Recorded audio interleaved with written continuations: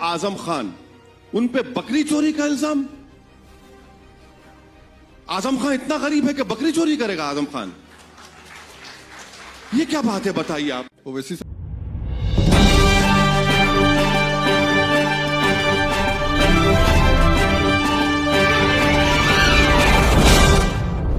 साहब, लेकिन आप जो बात अभी कर रहे हैं यूपी को लेकर के, हैदराबाद में पिछले कुछ दिनों से, खासतौर से पिछले 2-3 महीने से पुलिस के पास लगातार केसेस आए हैं। वहां एक अपने आप एक आर्मी बन गई है और वो दो मजहब के लड़के लड़की अलग अलग अगर घूमते हैं तो उनको सड़कों पर पकड़ते हैं, उनके साथ मारपीट शुरू करते हैं।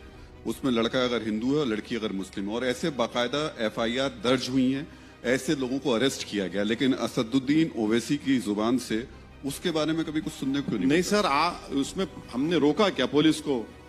हमने कहा नहीं, आप नहीं कर सकते। हमने कहा जो कानून तोड़ेगा उसको कानून का हिसाब देना पड़ेगा। हम तो रोके नहीं है किसी को, ना हमने कभी कहा इस बात को। बिल्कुल आप पूछ लीजिए वहां के पुलिस वालों से कि हमने कभी किसी को फोन किया या किसी को। जो कानून तोड़ेगा उसका जवाब देना पड़ेगा उसको। यही बात तो यूपी में भी लागू होती है। अगर कोई कानून तोड़ रहा है, पुलिस उसके खिलाफ कार्रवाई कर रही है। अरे तो आप कहेंगे लखीमपुर खीरी में कानून तोड़ा इसलिए 8 को उड़ा दिए हैं? मैं तो सुनिए, अब सुनिए, आपने 4 को उड़ा दिया। यूनियन होम मिनिस्टर का गाड़ी घुस जाती है मजमे में, कानून तोड़े थे क्या किसान? वो आप उड़ा देते हैं सबको, 4 के 4 को, फिर 4 और मर जाते हैं। ये कैसा होगा? कानून को देखिए, कानून सब पे इस्तेमाल होना चाहिए, सिलेक्टिव इस्तेमाल नहीं होना चाहिए।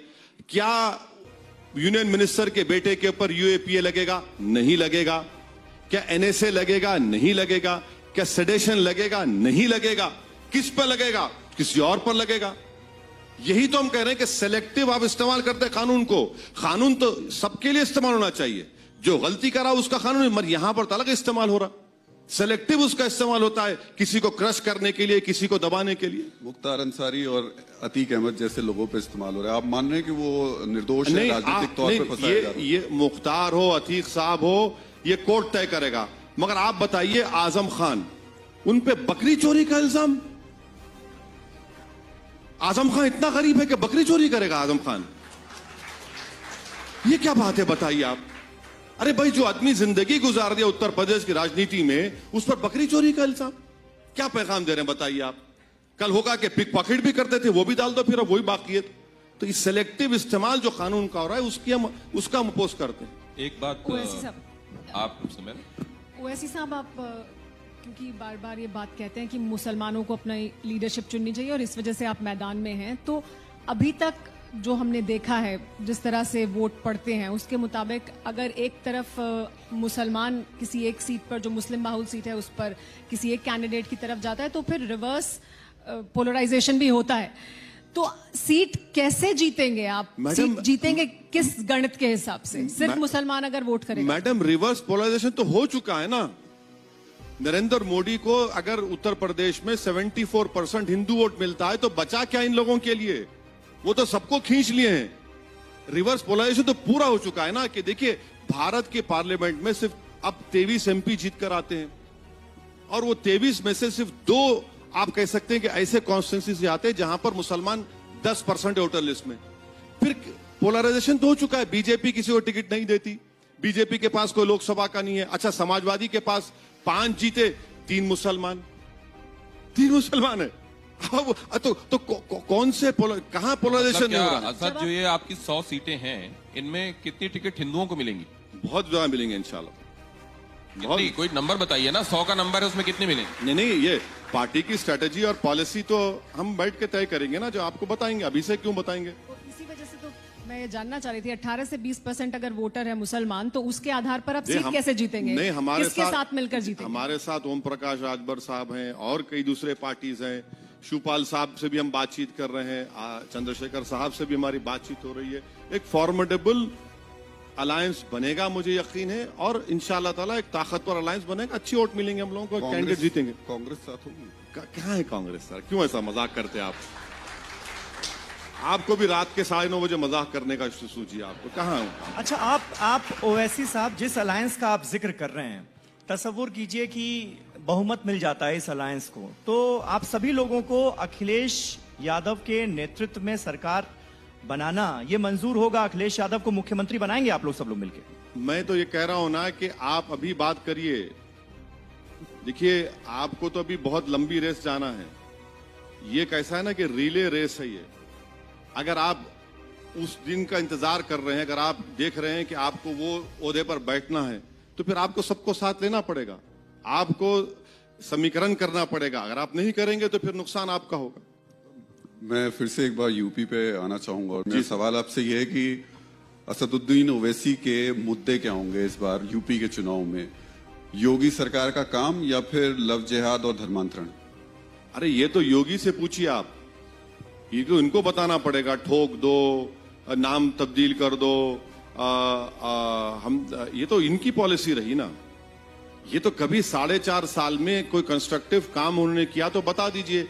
हर चीज को आप कम्युनलिज्म से लाके जोड़ देते हैं, हर चीज से आप पॉपुलेशन का लॉ कमीशन से रिकमेंड करवा दिए, आप नाम को चेंज करा रहे हैं। हमारा बोलना यह है कि उत्तर प्रदेश में जिस तरह का डेवलपमेंट होना चाहिए था वो बिल्कुल नहीं हुआ। उत्तर प्रदेश की तारीख में 300 आपके एमएलए जीत कर आए। आप तो बहुत कुछ कर सकते थे यहां पर, मगर हर एतबार से आप देखिए, भारत में 9 लाख अगर मैल नरिश चिल्ड्रन है तो 4 लाख उत्तर प्रदेश में है। 50 साहब, लेकिन आप जो बात कर रहे हैं, जब आप मंच पर होते हैं भाषण पे तो आपके बयान दूसरे होते हैं। तब आपके बयान ये बात होते हैं कि अगर कोई आईएएस अफसर पकड़ा गया तो आप उसको कहते हैं कि देखिए। सर मेरी आपसे गुजारिश ये है कि आप लोग अपनी टीआरपी के लिए जूसी मटेरियल को निकालकर चलाते हैं। आप इसको नहीं बोलते ही नहीं, मैं सब बोलता हूं। ये आप देखिए मेरी स्पीच में सब चीजें हैं उसमें। आप समझते हैं कि लोग सिर्फ इसी मेरी बातों से लोग सुन के, हमारी बात सुन के उसके नहीं, ये सब बातें हम रखते हैं, ये फैक्ट्स को रखते हैं, ये तमाम चीजों को हम रखते हैं, जनता के सामने रखते हैं। अगर मैं यहां बोल रहा हूं तो क्या मैं स्टेज पर नहीं बोलूंगा? बिल्कुल बोलूंगा, और बोलता है और बोलता रहूंगा। नहीं, लेकिन ओवैसी साहब, इसी से जुड़ा एक ये सवाल है कि आप खुद एक पढ़े लिखे बैरिस्टर हैं। जी शुक्रिया, पढ़े लिखा। संसद में आप इतने सारे लोगों की नुमाइंदगी करते हैं, लेकिन जब इस्लाम की बात आती है तो इस्लाम के उदारवादी चेहरे के खिलाफ खड़े हुए नजर आते हैं ओवैसी साहब, और कट्टरवाद के साथ नजर आते हैं। धर्मांतरण का जिक्र हो या फिर तालिबान का समर्थन करने वाले कुछ लोगों की सोच हो, ये जो कट्टरवादी सोच है, इसको बढ़ावा देना, इस कट्टरवाद को बढ़ावा देना, क्या आपकी सियासत को सूट करता है क्या? मेरी जो शेरवानी है ये कोई मजहब की निशानी है? अब बताइए, इसको तो पंडित नेहरू भी पहने, हर प्रेसिडेंट पहनता है। मेरे कपड़ों से क्या आपको नजर आ रहा है? अच्छा, दूसरी बात, और आपका सवाल क्या था कि ये कट्टरवाद, तालिबान का मैं क्या सपोर्ट किया? ये तो भारत के एम्बेसडर ने अब खतर में तालिबान को बुलाकर कबाब खिलाया, बिरयानी खिलाया, मैं तो नहीं खिलाया। आप सरकार कर रहे हैं, मैं आज भी कह रहा हूं कि मोदी सरकार बताएं तालिबान के बारे में क्या पोजीशन है। क्या वो टेररिस्ट है तो यूएपीए में डालिए, चलिए डालिए, यूएपीए में नहीं डालते आप, आपके पास है ही नहीं। अच्छा, मैं कौन से कट्टरपंथ की बात कर रहा हूं? मैं तो देखिए, मैं ये नहीं कह रहा हूं कि मैं इस्लाम को गालिब कर दूंगा हिंदुस्तान में। मैं ये कह रहा हूं कि भारत में जो संविधान में हर एक को जो हुकूक दिए गए, उस हुकूक को मिलना चाहिए। मैं तो उसकी बात कर रहा हूं। मैं तो ये कह रहा हूं कि इस देश का कोई मजहब नहीं है, ये देश सब मजहब को मानता है। मैं कहां कट्टरपंथी की बात कर रहा हूं? तो फिर अगर धर्मांतरण के केसेस तमाम खुल रहे हैं, कई ऐसे मौलाना मौलवी जो हैं उनके खिलाफ केसेस चल रहे हैं, तो जांच हो जाने दीजिए, पता चल जाने जाएगा। सुनिए, एक आईएएस ऑफिसर 6 साल पुराना वीडियो खुद सरकार निकाल कर देती है। कौन सा धर्मांतरण हुआ उसमें बताइए? कौन सा धर्मांतरण हुआ है? अगर कुरान की एक आयत को पढ़ के सुना रहे हैं और कह रहे हैं कि भैया चलो, क्या प्रोपोगेशन अलाउड नहीं है? प्रोपोगेशन अलाउड है, मगर अगर दौलत से डर सी बुनियाद पर सुप्रीम कोर्ट का जजमेंट गलत है, मगर आप खुद अपने आईएएस ऑफिसर निकाल रहे हैं। अच्छा, जिन लोगों को पकड़ा जा रहा है, जैसा जबरदस्ती किसी का धर्मांतरण हुआ है, वो कंप्लेनेंट है ही नहीं उसमें। मैं आपसे कह रहा हूं, वो पढ़िए केस, वो जो एफआईआर है, जो भी है, रिमांड रिपोर्ट है, उसमें जिक्र ही नहीं है। आप खाली डाल रहे हैं जेल में, और फिर 2-3 साल के बाद वो लोग बरी हो जाते, मीडिया में आता ही नहीं जिक्र उसका। हम कहां कट्टरपंथी की बात करें? कट्टरपंथी की बात तो वो लोग कर रहे हैं जो कब्रिस्तान और शमशान की बात करते हैं। कट्टरपंथी की बात तो वो लोग कर रहे हैं जो अब्बा जान कहते हैं। कट्टरपंथी की बात तो वो कर रहे हैं, हम कहां कर रहे हैं? हम तो बोल रहे हैं कि संविधान में जो हमको हक दिया गया है, दो आप हमको। आप बीजेपी करती है, आरएसएस करती है।